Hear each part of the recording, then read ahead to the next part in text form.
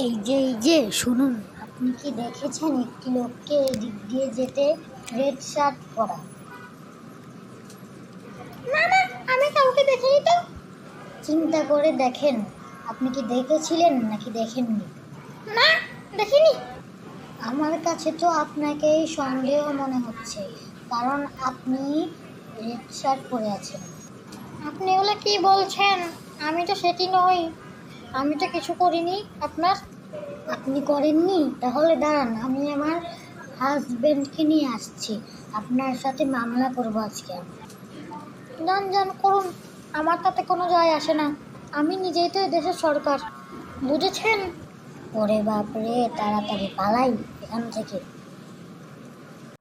ওগো ওগো, জানো আজকে আমি কি করেছি? আজকে আমি বহু বড় ভুল করেছি।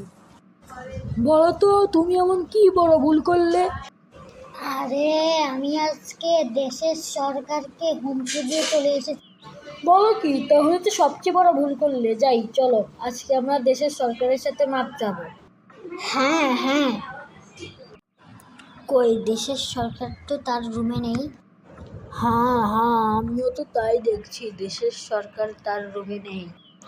তাহলে আর কি করবে, চলো রুম থেকে বের হয়ে আমাদের বাসায় চলে যাই। পরে যখন দেশের সরকার আসবে তখনই আমরা ওর কাছে মাপ চাবো। হ্যাঁ হ্যাঁ, চলো, আর বেশি দেরি করে ঠিক হবে না, আমরা যাই আমাদের বাসায়। না না, আমি যাব না, তুমি চলে যাও। দেশের সরকার আসা অবধি আমি এখানেই দাঁড়িয়ে থাকবো। দেশের সরকার আসলে আমি তার কাছে মাপ চাবো, ঠিক আছে? আচ্ছা, যাচ্ছি। না না, এখন নয়, একটু পরে যেও। আমি তোমাকে রাস্তায় পৌঁছিয়ে দিয়ে আসবো আর তুমি গিয়ে যেও, হ্যাঁ? আচ্ছা। এখন তুমি যেতে পারবে তো? না না, আমি যেতে পারবো, তুমি যাও। আচ্ছা ঠিক আছে। নাকি আর একটু দূর, আমি পৌঁছিয়ে দেব। দেশের সরকার, আপনি চলে এসেছেন? হ্যাঁ, আমি চলে এসেছি। এখন কি বলবে বলো, আমার বাসায় কেন এখন? আসলে আমার বউ সকালে আপনার সাথে বেয়াদবি করেছিল, সেজন্য আপনার কাছে মাপ চেতে এসেছি। আমি আসলে দুঃখিত। আচ্ছা, এখন আমার বাসার থেকে যাও, পরে আবার কোনোদিন দেখা হবে, ঠিক আছে?